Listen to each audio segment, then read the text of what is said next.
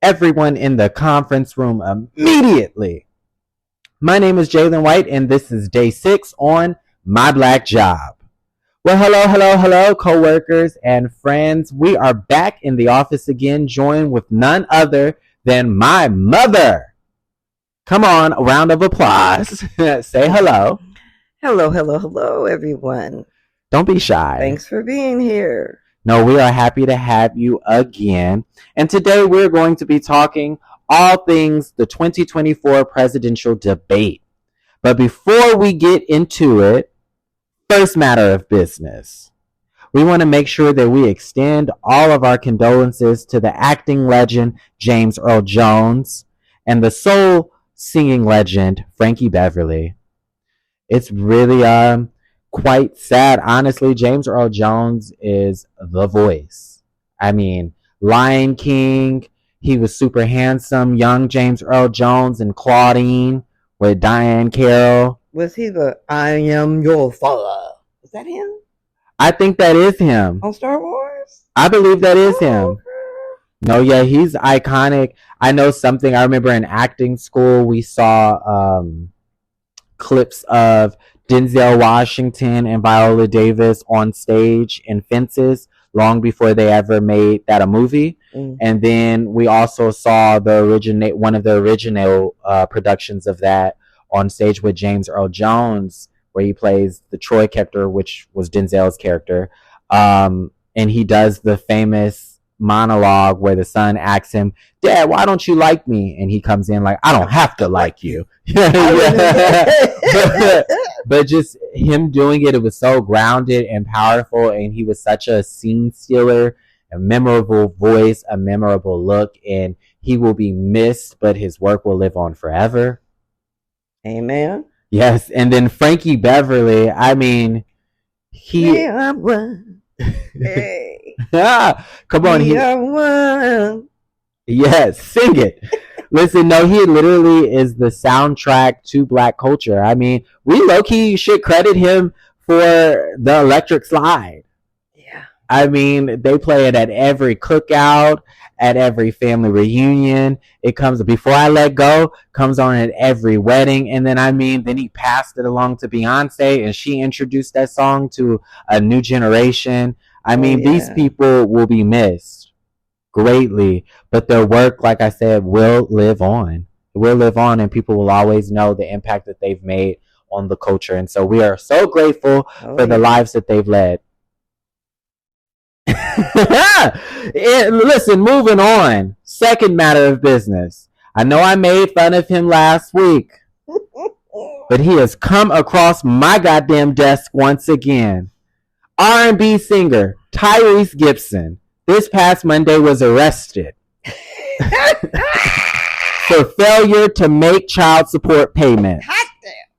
That's why I said y'all stop that crying over child support online, because you get arrested.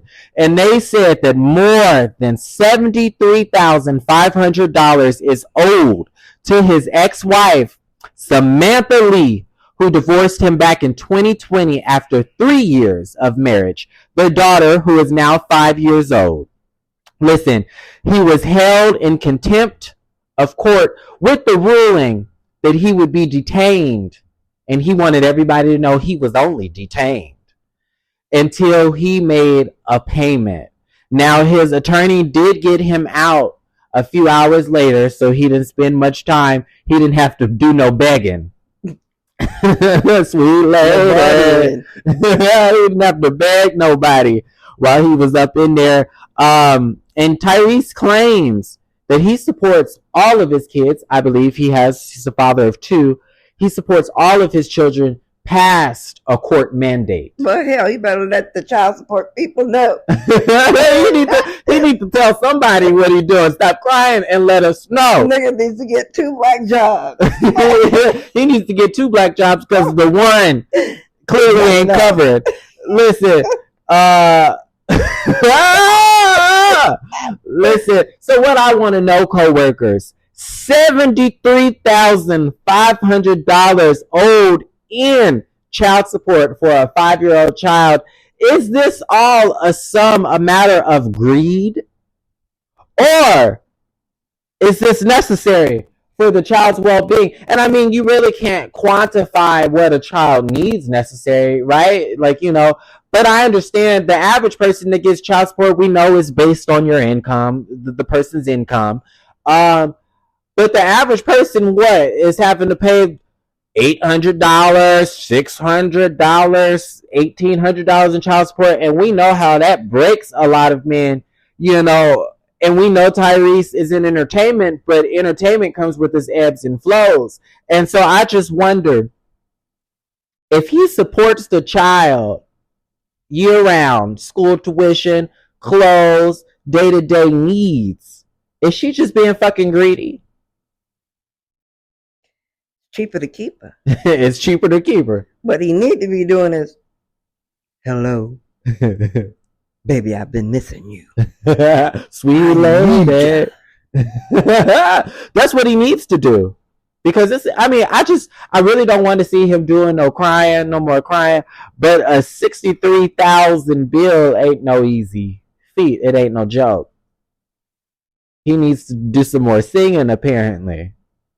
This is why he was trying to. What did he dress as? Marvin Gaye or somebody, and sung the national anthem somewhere. That's why he's trying to sing under aliases so he can make the 73,000. Tyrese, we know it's you. You can't sing as no dead singer. So y'all, coworkers, what do you think? Is it greed, mommy, or he owe that woman? He owe that woman. Tyrese, my goddamn mama say you owe that lady. This is me. Give me my money. Tyrese, you owe that lady. Call that lady and give that lady her money. I really don't want to hear you crying or none of your child support cases to come across my desk no more goddamn more. Because I can't keep holding meetings out of concern for you. And moving on. Moving on, P Diddy is back in court. These niggas just can't stay out of court to say they live. They love court. P Diddy is back at Sean P Diddy Love Combs is back into court because R&B singer, I'm gonna call her a legend because I'm a huge fan, Don, I want to say her last name is Richard. I just call her Don. But she is a former member of Danny D. Kane. She's a former member of Dirty Money. And we first met her on that show, Making the Band.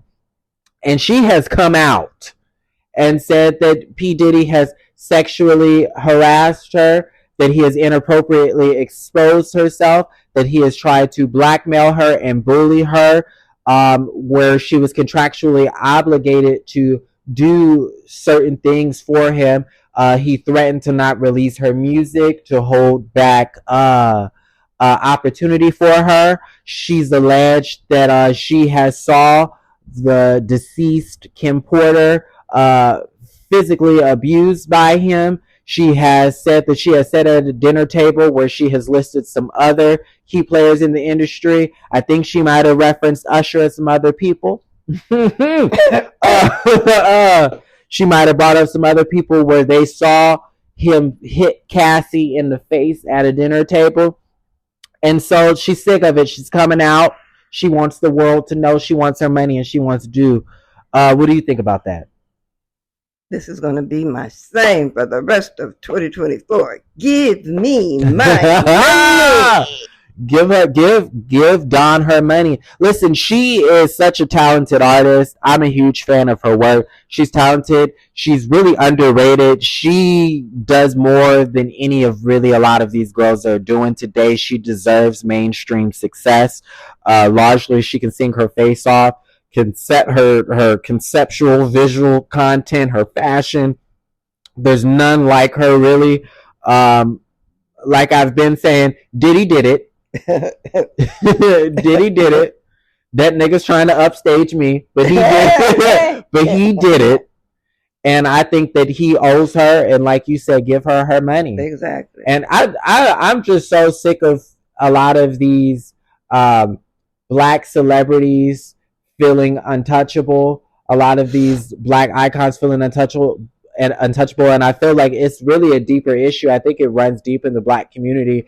We will protect the rapist, the child molester, the abuser. We'll protect them for some reason. When have we, as Black folk,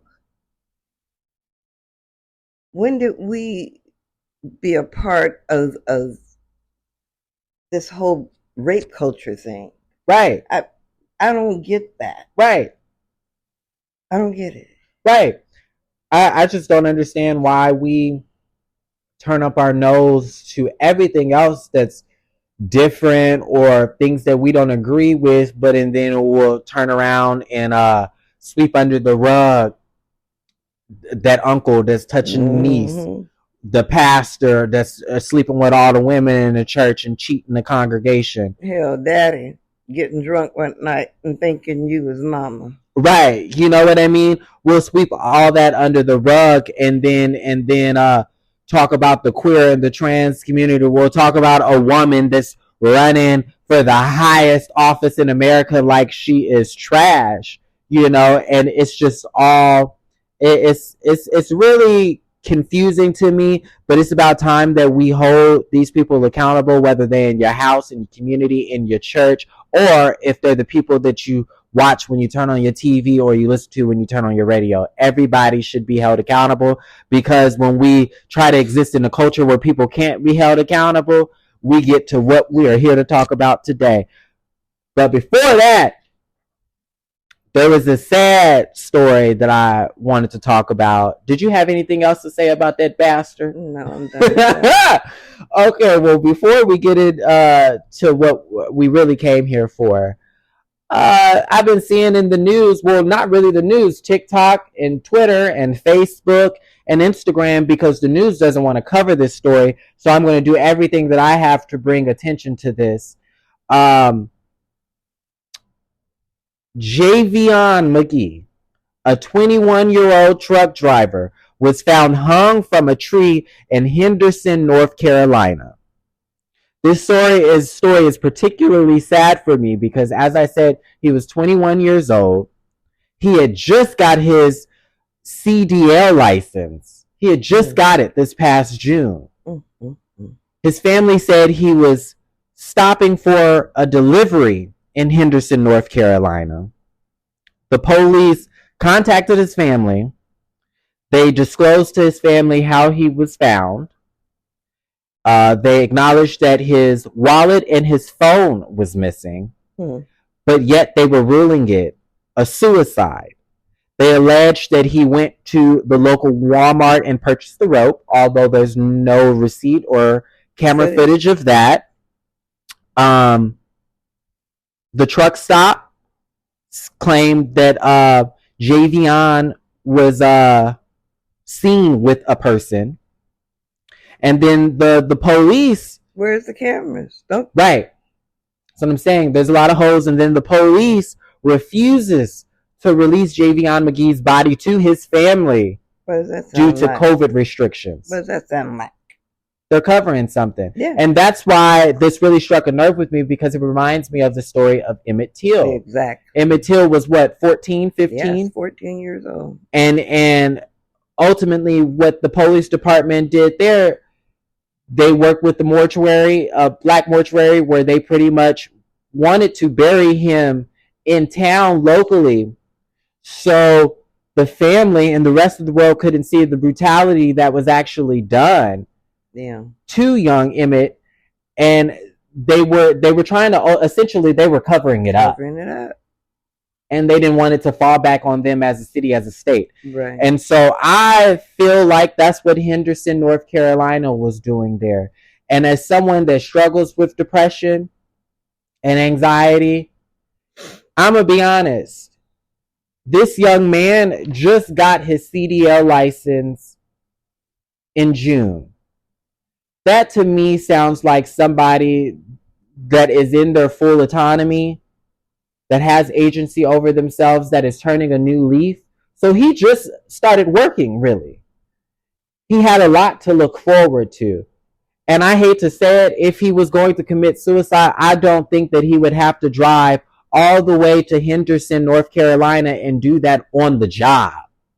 I just don't think that. What do you think about this? Sad. It is. It's incredibly sad. I just think it's a lot more instances like this is going to start happening more and more. They're trying to pull us back. Yes. Into a time that, as a little girl, I was just remembering us coming out of it to a degree. Yeah. But very dangerous times, especially on the road traveling. My father, when we used to go to Louisiana every year, every summer, I never understood why he bought a CB radio. But it was to communicate with all the truckers. So the truckers would keep us safe. And I was a little girl when that was happening. And so I feel they're really trying to take us back where people are just going to be able to walk up to you and do whatever they want to. Right. And you don't know if he was set up or anything. There's so much potentiality. And I mean, even when you think of a truck stop, like a truck stop can have a lot of suspicious characters kind of traveling, you know, nowadays, you know what I mean? Where it could be a lot of suspicious characters coming in and about. And if he allegedly had met somebody, we don't know if it was a male, if it was a female. And then in some instances, if he got set up with the female, we don't know what she took him into. Right. And then just we live in such a time when you think about blatant racism once upon a time, like what if it was a white female? When you think about Emmett Till, you know what I mean? Just the very thought of him being an offense or in adjacency to a white woman could be offensive in some aspect. You know what I mean? Right, and it's just so that could make a bunch of hillbillies, a bunch of redneck Klansmen, you know, be like, who is this young man and what is he doing in our area? Why is he here? You know what I mean? I don't believe it. And where the hell is his phone and his wallet? And do you have to dispose of your items to kill yourself? You died. You're dead. You're killing yourself. They can sit right there with you. They could have hung with him. So if I could get in my car and go 12 miles in any direction, I guarantee you they would pick me up on every corner because there's cameras everywhere. Right. Where is the footage? Where's the footage? Not being by himself. Where's the footage at the Walmart? Co-workers, I encourage you to start demanding answers, to start reaching out to news publications, writing in, sending emails, sending people information about what has transpired, because we need answers. We need to see footage. I'm calling bullshit on a suicide. I just don't believe it. I just don't believe that black boys that want to commit suicide are hanging themselves from trees in 2024. I hate to be morbid like that. It's just other ways to go about it if you really want to. And I just don't see this young man that seemingly just started a new chapter of his life working would have to drive somewhere on the job to kill himself somewhere else to be discovered by people he doesn't even know. I just don't. It just sounds like a half-baked plan even for someone that wants to commit suicide. And so I'm just not going for it. So we need to demand more answers. And while we're demanding answers, I thought that would be a good segue, but that that did not feel like it at all. But let's get into what we came here for today. Yes. The 2024 presidential debate, which aired on Tuesday between Donald J. Stubby Fingers Trump and Vice President Kamala Harris. There you go. Initial thoughts just around as far as like performance. She ate him up. Period. She chewed him up and spit it out. She absolutely did. She did. I think it was great. I thought it was great too. I feel like she was very presidential. I think that she has what it takes to restore class back to the White House. I also feel like she was incredibly focused. Mm-hmm. You know, I feel like he was all over the place. He was argumentative. And what in large it revealed to me is that he is not in touch with everyday American issues. At all. He's not. About cats and dogs. But about cats and dogs. Literally. And the first thing that stood out to me, and guys, I'm not listing these kind of key points of the debate in any chronological order, but one of the things that stood out to me was how he blatantly lied concerning abortion. It started with the fact that women are terminating their infant babies after 9 months of pregnancy, or waiting up until 9 months to terminate that pregnancy, which is literally unheard of. And then we saw the moderator Lindsay Davis fact check him in real time. It was like, that's not happening. And in the instance that something like that would happen, that is incredibly illegal. Exactly.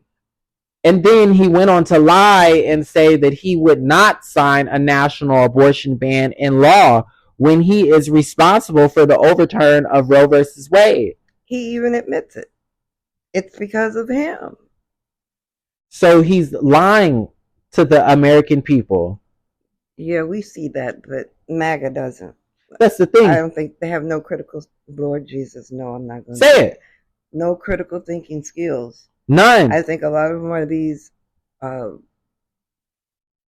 white folk that's down south that has not been out of a state, their state probably ever. They don't know what's going on, really. They're just hearing what their Republicans are saying, and they're eating it up. Right. And, low IQ. It is very so much giving low IQ. And I would double down on the fact that it's given very so much low IQ. Because they're really not listening at all, which is questionable. And then, obviously, what we were joking about is... he entirely disparaged the Haitian American folks in Springfield, Ohio, by saying that they were eating people's cats and dogs. That's what they said. Yeah, on national TV. National TV. This is the president that they want. That's what they want. So now nobody's safe. No, everybody, your kids. Hide. Hide them. Hide your kids. Hide your husband. Hide your wife. Now hide your goddamn cats and dogs. And the geese, apparently. The wild geese. Yeah. In the area. In the pond. No, it's just so interesting. And it's really unfortunate because even the state representative, or who did they say? The city manager or whomever. The mayor, the sheriff, somebody came out and said that this is not a thing. This isn't a thing, you guys. White folk. And this isn't a thing. And then it's just like, once again, he has pointed hate towards a disenfranchised group. Now he has put the Haitian American folks and even Haitian immigrants in harm's way. And then also the poor people of Springfield, Ohio, whose dogs and cats are very safe in care, and the community geese is alive and thriving. He has put all of them under this weird limelight. So now everybody has their eyes on Springfield, Ohio. Death threats. All of them. Yeah, the people are saying that they don't feel safe, and people of all types of backgrounds. Yep. Like, it's just not one type of a race that don't feel safe. It's more than just the Haitians out there don't feel safe. It's Asian people, it's white people, longtime residents, where they're saying, what the hell is this? And then you have people that live elsewhere that are like, this is really going on. And then you had the people in Texas posting pictures where they are mutilating their own cats. Now, is the shit happening in Springfield, Ohio, or is it happening in Texas? That's what I want to know. Right. Where is it happening? And the fact that he doubled down, and then I saw, I don't know if it was later that night, J.D. Vance at a rally. I really don't even want to call that motherfucker by his full name, because... V.D. Vance, the couch fucker. V.D. V.D. Because the couch can give you a venereal disease. I'm telling you. I'm just not going for it. But he said he doubled down on what Trump said and was like, it's misinformation from even the official that gave a statement. The official is not telling the truth because it's people coming out. Who are these people? Who are these people? We got people coming. saying the Venezuelan gangs have taken over a whole goddamn apartment building. What? And that's not true. And the gag is, it's just like, I would be willing to understand more, but at first it was a whole city, it was a whole community, and now it's just a building. So which one is it? Which one is it? I don't know. And why do they particularly just have to be Venezuelan? Is it just a street gang? But this is what I'm saying, targeting specific racial groups as a means to demonize them all together, because it can be gang members who so happen to be Venezuelan.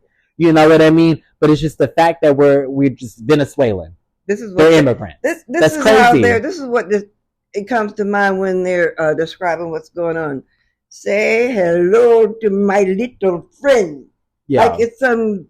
That's how they're treating it. That's how they're treating it. Like the cartel is just running rampant. But what they're trying to do is they're trying to say all of this crazy stuff is happening underneath this administration. From even weaponizing the school shooting to weaponizing all of that, as if we don't have mass shootings year round. They're just not always publicized. Right. Some are greater, some are smaller. You know, but it's just like everything under this administration that's happening, things that are not even outside of the norm, they take these issues and they weaponize them against this administration to say that they're incompetent. When Trump couldn't even admit or say or acknowledge or even have any sentiments with Ukraine succeeding or winning this war against Russia. His silence or bringing up another point was, to me, complicity. Right. That he wants Russia to advance. Of course. He's one of them. Yeah, we know in his book. He's been a useful idiot for years. Well, you know he's really Russian. Yeah. You know, most people don't talk about it. In his book, The Art of the Deal, he lied and said that he was Swedish earlier on in his career because he felt like this notion of being mixed with Russian and whatever else would count against him. And then so he was trying to put himself in closer agency to white supremacy by saying that he was Swedish. But to me, he looks like an illegal as far as I'm concerned in the face. You know what I'm saying? It's like the Omen type of... You know? Shit. I'm telling you. And listen... Very bad. And then he had no sentiments about Israel and Palestine and what's happening in the genocide that's occurring there. And so a lot of people were still unhappy with Kamala's point of view. But at the same time, she still has a point of view and a sentiment that, honestly, America has a long-standing relationship with Israel that they've had for a very long time, that existed before this administration, that will not end even after this administration. We will always back Israel, whether it's defending themselves, whether it's right or wrong. But this is where she says how they do it matters, and it makes a difference. And I don't know why do they? Well, but I that's know not why enough. They believe Trump can do it, because Trump is sitting up and sabotaging the U.S. Well, and that's what was acknowledged in this debate, that he's meeting up with all these different... He's meeting up with these people and that's after the fact. Logan Act. Right, and he's undoing a lot of their progress. Yep. You know what I mean? And so that was acknowledged. I mean, he literally said that in this debate that he'd be on the phone with all of these international He said leaders. Putin told him what he wanted to do. He said when he was leaving office, Putin was lining up on the border. Right. He confesses to this stuff. He knew it was going to happen. Right.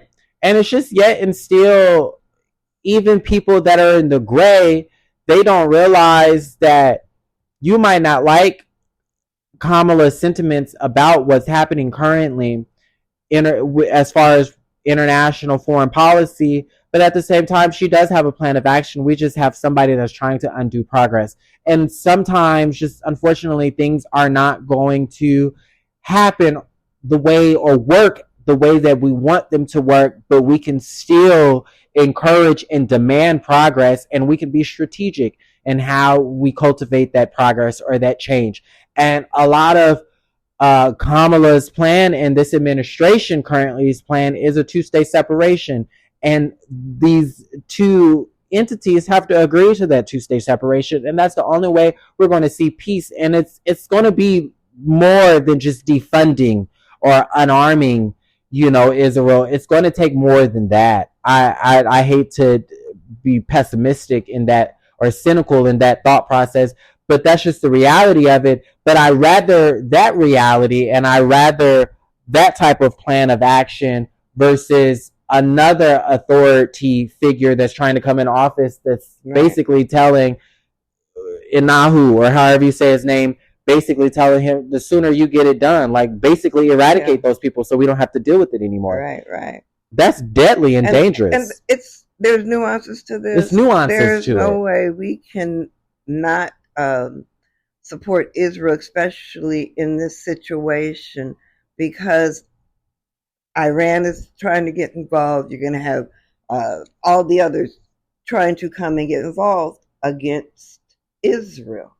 So we're never going to stop. It's just not going to happen. And also, I want people to understand. Maybe our influence is, they can influence or encourage it, but really that's their country. Right. And then also, what I want the American people that sit in this gray area, that this is one of their largest concerns currently, especially during this election, I want them to keep in mind in supporting a two-state separation that America, that we are committed to helping Palestine build itself up and find its autonomy and its agency, that they are able to walk in their humanhood and they are able to recognize the fullness of their own potential. And we are willing to do that work. You know what I mean? It's just going to take a bit of a treaty, a bit of an agreement, an agreement to transpire. That's just, unfortunately, we wanted to happen overnight, but it's not. But we also have to make sure that while we're focused on trying to aid the people of Palestine, because free Palestine, I'm going to say that always, we also, in the same breath, need to secure and protect our democracy. Yes. Our government was not designed, this Constitution wasn't designed with people that look like us in mind anyway. And so, in order to eradicate the system, if that's what people want, we have to play its game. Like you said in the last episode, we're not playing checkers, we're playing chess. Exactly. You know what I mean? And I really believe that. And we are not our ancestors. And I'm just tired of hearing we're not our fucking ancestors. Okay. First of all, we saw from the great folding chair incident, right? that we are not our ancestors. I'll even go a step further. Even they not like us, because you will get fucked up. Because nigga, my name was never Toby. Oh my soul. It's Kunta Kinte, nigga. And then I'm tired of hearing people also saying that this current administration is incompetent and Kamala Harris is incompetent, when Stubby Fingers only has concepts for a plan. Right. For public health care. This man couldn't even tell us how he was going to, in a visceral, layman way, how he was going to fix the economy that he alleges is the worst in history. They both said some things about being the worst administration that they were both fact-checked on. Right. Later down the line. She said something about she changed her stance on fracking. Right. I don't even know what the fuck fracking is, but I know RuPaul was under fire for a little bit. So I know that nigga is like, thank God she's letting it go. Because he owns some land or something. Yeah. I don't even know what it is. It sounds fun. Fracking should be legal. As far as I'm concerned, I frack every day. But he had no strategy for the economy, and he had no strategy for healthcare, which lets me know that you have no strategy for anything, because everything affects the economy. Right. So what can I say? I never knew we had these many weirdos. I never knew we had this many smart people. Now that's I never knew there was this many smart people in the world. And then she challenged him for another debate. All right. Mm-hmm. Did you think he was going to do it? No. Why? When he started spouting off all them numbers, we got 88 to her 12. We got, I don't even think they added up to 100, all right. 70 to 14. What are you talking about? So he was starting the lie in his head. Right. Because we saw him at the 9/11 commemoration with ceremony. Girl. What's her name? The girl, the woman. Honey, I can't think of her name. I can't think of her name. The one that has the tool, something too, that said 9/11 was an inside job, took her to the memorial service. Who does that? Right. I mean, he had already fell under fire for taking pictures at a military thing, commemoration service. It was just interesting to me to see him. I didn't point this out as far as the debate started, how he just likes Coof. Like, he didn't even come cross center to shake hands. She was about to cross center. He went straight behind the podium, and then she went behind the podium to say, hello, nigga. She said, Harris. Kamala Harris. Say it to my face. Let's play. I even like that little point. I'm getting off here, but that little point where she was like, and this former president, because she was about to say, this motherfucker. Because she did say that in another interview. That's her favorite word. And ends with a not ER. Period. It was coming. But at the 9/11 commemoration service, they shook hands once again. You know, she was all smiles. The Republicans say they hate that she smiles. She doesn't take such shit serious because he's a joke. But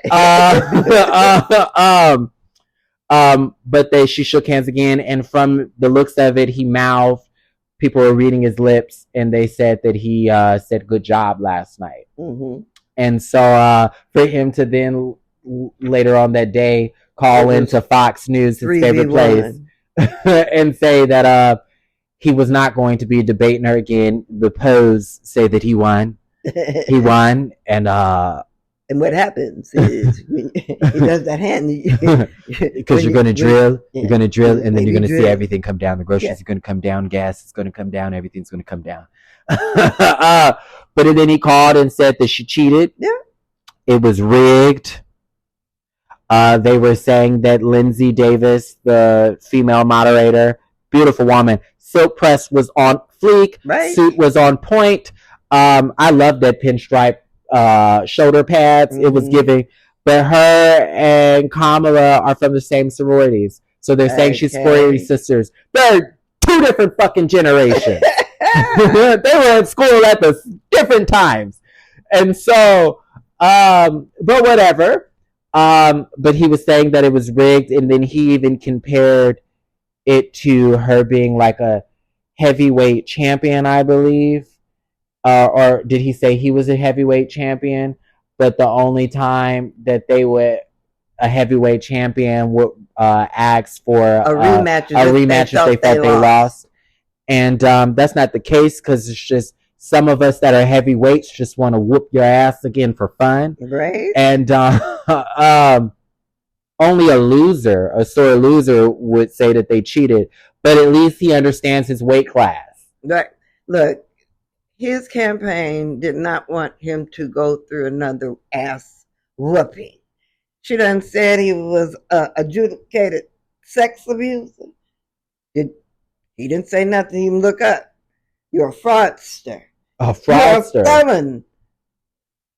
Convicted of 34 felonies. Found liable for sexual assault. You're a disgrace. That's what she said. She said they said it. You are a disgrace. I like she said that sometimes you gotta say stuff to people's face.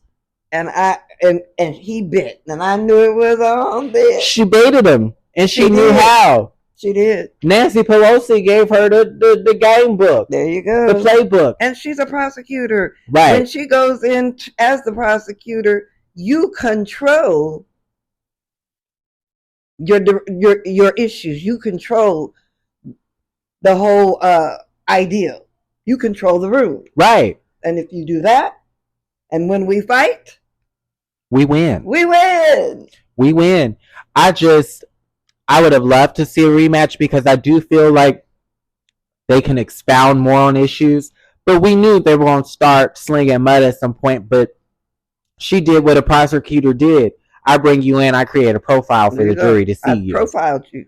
You know, she told us everything that he was going to do that day. See, exactly. And this is the mental gymnastics in being calculated that I feel like that I've seen Nancy Pelosi do with him. And this was the expectation that I had for the black media publications that did the press conference with him, that went to shit. Right. And granted, he's an uncanny character. He's someone in media, a figure like him has never existed before. And so, and you are also dealing with a sociopath, you know, at the same time. Yes. And literally, he's a rapist. He's a rapist.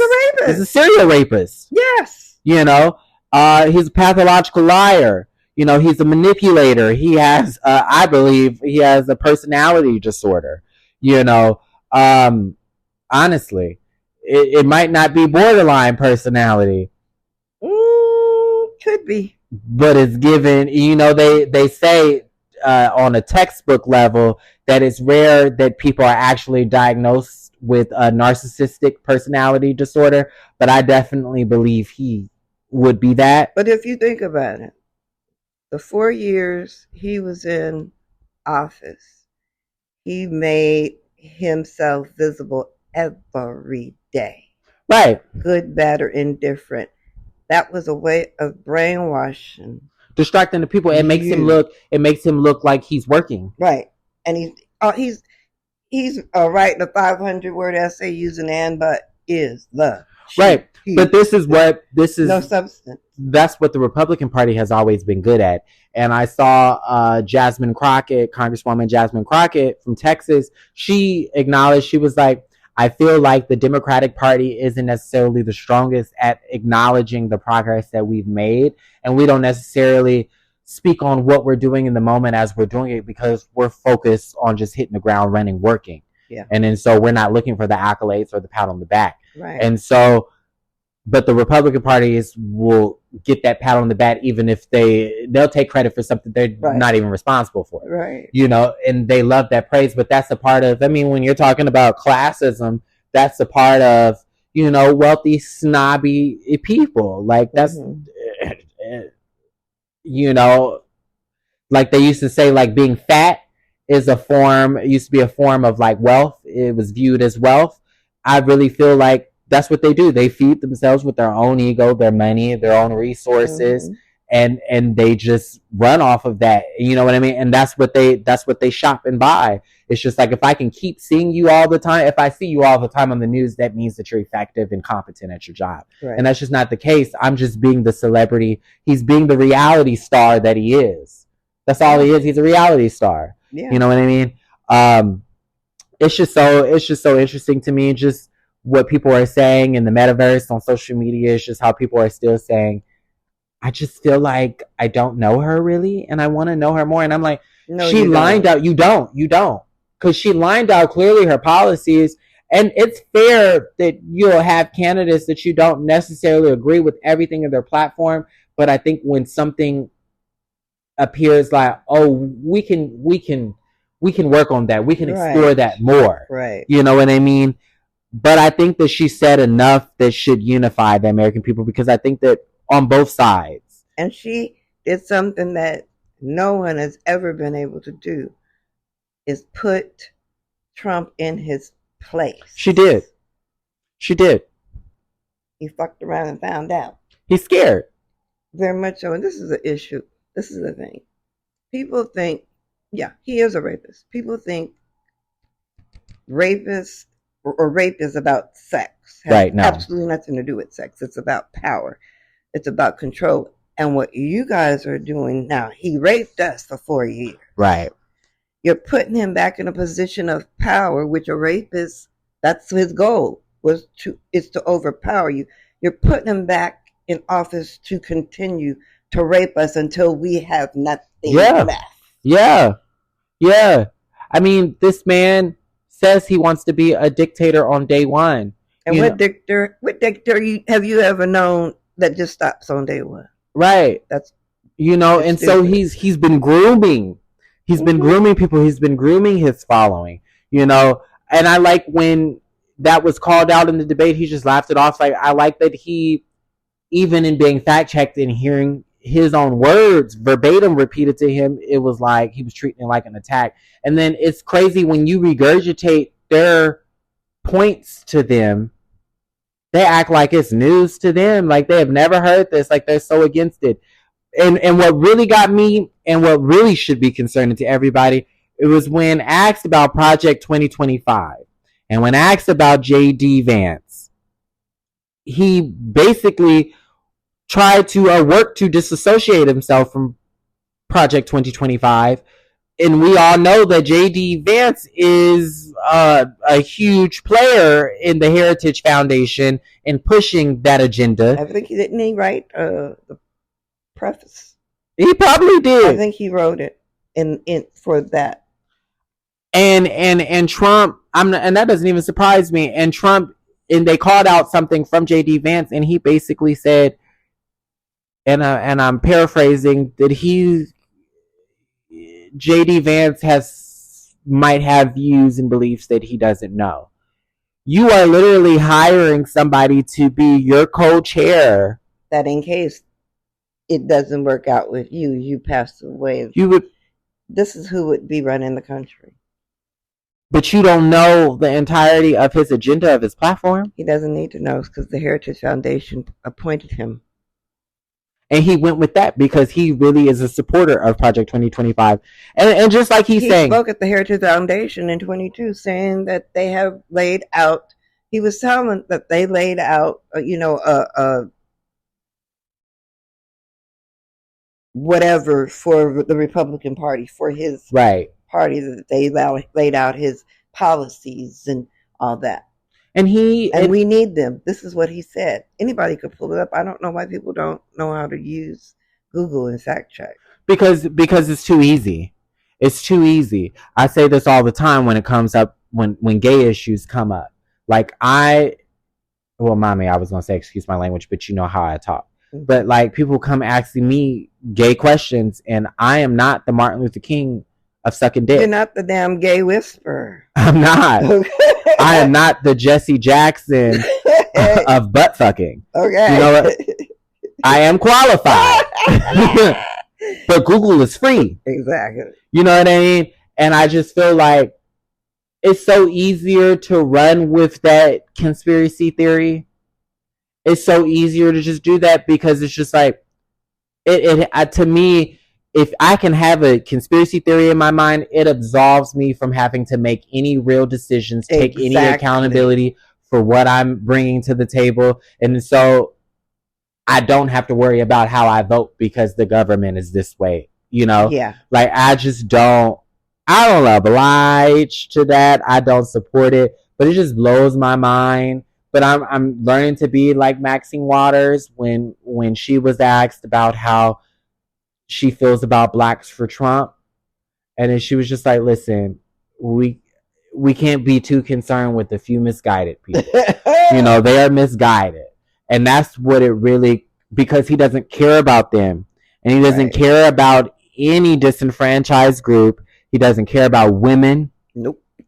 He doesn't even give a damn about really the Republican Party at all. He's out for himself. And then it's just, he's blatantly lying.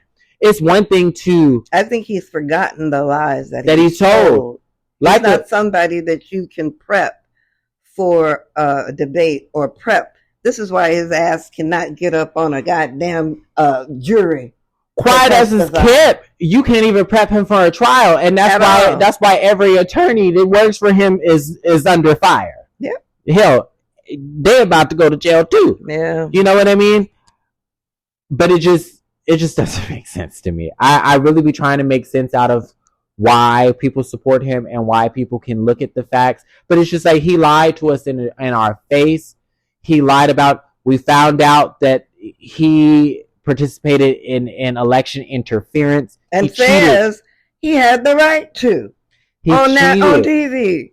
He cheated his way into the White House. He told us that he's lied about IVF and his stance with IVF and abortion to our faces, even though we literally witnessed him overturn Roe versus Wade, exposing women to healthcare monopoly. We have watched him lie about and shift his stances on war, on crime. He doesn't even, in the debate when the Central Park Five brought up 5 innocent black youth that were accused of a brutal rape. He didn't deny it. I don't even think he remembered it, because when he said it, he was like, it was a crazy situation. You know, somebody lost their life. Nobody fucking died. Nobody died. It was a brutal rape that had occurred where 5 young black boys were falsely accused, and he took out a ad calling for the death sentence penalty for these 5 youths, in which they were found not liable, even where the victim came forward and even apologized, you know? But that's just the working white supremacy. Only if Carolyn Bryant would have came forth and apologized for the slaying of Emmett Till, or whatever. But the point of the matter is, he didn't even really remember the specifics, the optics of that situation, and yet he participated in that situation. He used his influence to participate in that situation. Until this day, he doesn't take responsibility for it, and he doesn't even remember what it even really was. He says he's sure that they did something.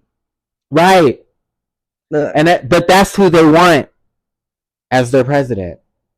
Yes. Look, what did Madam President say to him? Look, 81 million people fired you. You fired you. Fired. You're gone. Even he had to laugh at that one. He did. And he had to laugh at many points. He tried to be funny at the beginning when he was like, I'm talking. Mm-hmm. How does that sound to you? Because he was trying to be funny for how she kind of handled Mike Pence. Mm-hmm. Like, ain't nobody worried. First of all, Mike Pence is clearly decaying from the inside, and that's why that fly was stuck on his ass. And so she needed to interrupt him. But it's just funny to me. Like, I really be trying to understand his supporters. I've been trying to. I have to get off TikTok. I know you be on TikTok. Because I just don't be understanding where they be coming from at it. I don't know what world they live in. They clearly don't live in a real world. A lot of them talk like this. This is a lot of them. With all the lists and everything, they talk like this.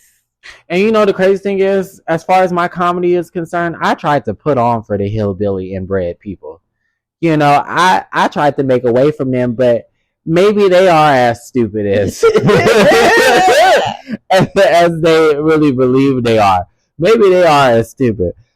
Listen, mommy, I'm just gonna keep talking for. This is the longest show that I've ever done, and then so we might as well go ahead and roll for a few minutes, really get this overtime check. Okay. And it's just really just a few more minutes, because it's just that good to me. But what was I gonna say?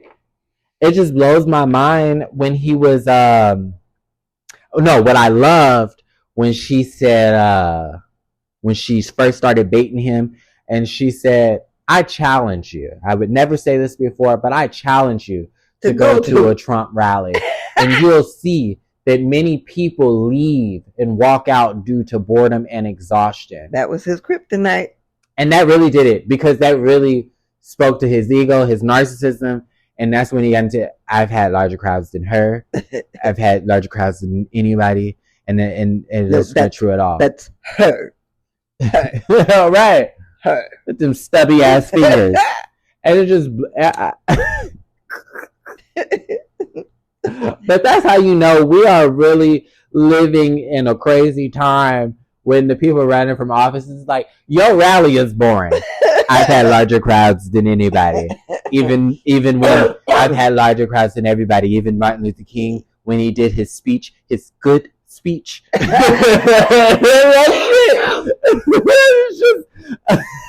blows my mind. But this is the times that we're in. Right. This is the times that we're in. And like I say, in order to really have, and I'm telling everybody, in order to put our hand in the fight for what's happening globally, we have to secure our democracy. That's for sure. Can't sit this one out. We can't sit this one out. And and I'm not going to even front. I've had moments where I didn't vote, but I know I'm going to vote this fucking year. Okay. Just because it's just like, we have people talking about censorship that want to talk about freedom of speech all the time when they say racist shit. Freedom of speech, this is my American right. But then I can't read whatever I want to read. Right. I can't watch on TV what I want to watch. I can't listen to them. Now, if you're a rapist, get your ass off my TV. Right. So that's why we need to get Trump out of here. Right. We need to get stuff. Also, this is a segue for this, because I call them stubby fingers, as you know. And anybody that, if you've seen a woman's anatomy, anybody that can grab a pussy on the surface, that has to be a specific handshake. It has to be, and I tried to grab the lips on my face because I don't have lips downstairs, so to yoke myself up. So if you can grab a pussy, you are a special kind of person. Then you have a big pussy to grab. Then that's what it's given. I don't know why I just got off on that. I just sometimes, because the thought. I think about his hands. Gravity. I think about his hands. I think about his wig glue lifting all the time. Did you see his lace? When he gets nervous, he starts patting it down because it'd be lifting. He'd be sweating his wig glue off. I wish I would sell out like Chrisette Michele did when she performed at his inauguration. I'd sell out if I could invent a wig glue that would work for Trump. I would take that check. I would be Kim Kimball for the Republicans. Listen, I would not. Let you. They would, because you're black. Because I'm black. Because they need any help. I'm a good one. They need any help. And God bless. Remember that black lady, the ghetto black woman that they used to get out on stage with them, like the one who died. And Sweet Tea or somebody. He said the wrong name. Yeah, the two black ones. What were they called? Like Sweet Tea and somebody. But that was ignorant. But people go up for that. I want you guys to stop. I'm running off at the mouth. I'm talking about his hands. Y'all know I hate this man. I'm talking about his hands. His stubby ass fingers. And he thought he was doing something by letting Amber Rose get up on the RNC. Listen, he really did. She ain't black no more. She ain't. And the sad part is, when I watched her on College Hill, I've always been partial to Amber Rose. Because I met her one time. And she wouldn't even remember this, but I met her when she was doing Dancing with the Stars as the acting school I was going to, and they used to rehearse Dancing with the Stars, rehearsed out of IDA, and as we were going in for combat class, we saw her outside. She had like a Jeep. It was super cute. She was gorgeous. Gorgeous woman. I always thought she was sweet. And then on College Hill, when she got into it with Jocelyn Hernandez, and Jocelyn Hernandez was like, her problem is she really doesn't want to be black, and that's what she deals with, and that's really her fight. And then she attacked Jocelyn, right? She ran up on her. I was defending her because I was like, I imagine that's really a sensitive issue for her, and I imagine that's like a sentiment that she probably has dealt with all her life, like not being black enough or whatever. And so I felt for her, and I'm like, well, hell, Jocelyn ain't even really that black when you're just the Puerto Rican princess, is she not? And then so I was on her side, but then when she came out like this, it was like, well, Jocelyn might do that coke, but she ain't never told a lie. You know, Jocelyn might be a stripper, but she ain't never told a lie. She might have been on that pole, TB Willie on the pole. She might be the Zeus queen, but she ain't never told a lie. Okay. And I was just like, how could you turn when you've largely profited off of black culture? Yeah. I just don't understand that. Yeah, well, good luck to her. Listen, Mommy. I don't even know what does she really do. Anyway.